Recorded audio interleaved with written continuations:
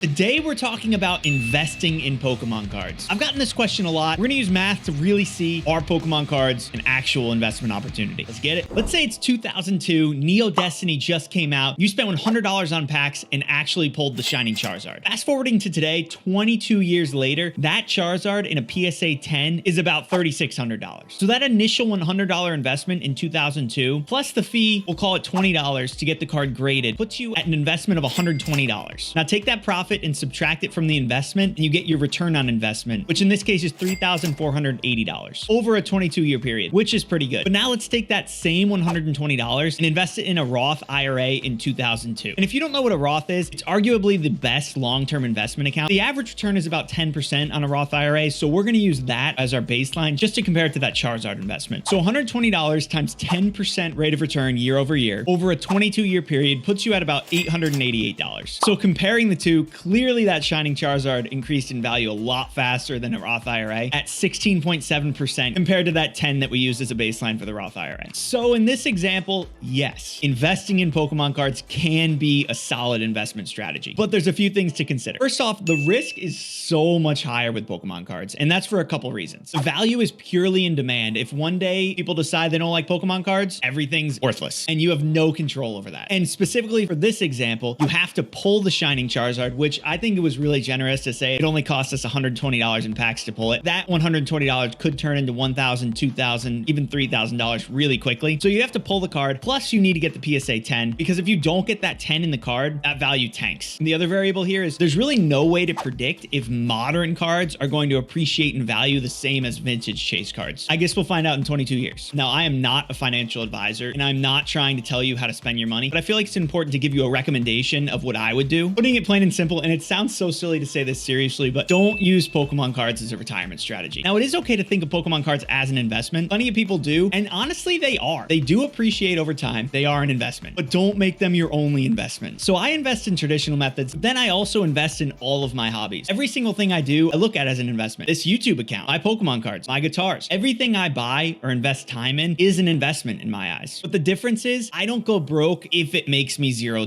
Because the reality is the YouTube channel, the Pokemon cards, the guitars, I really haven't made a cent off of. And I'm okay with that. You don't want to invest in hobbies like Pokemon cards if you're going to go broke if they don't make you money. I hope this helped you guys. You know, Pokemon cards are a great hobby. They do appreciate. It absolutely can be an investment. Just make sure you're doing it smart and don't put all your eggs in one basket. Thank you guys so much for checking out the video. I hope it opened your mind up a little bit about investing in Pokemon cards and taught you something new. Don't forget to like this video, subscribe to the channel, and leave me a comment below, and I'll catch you next time.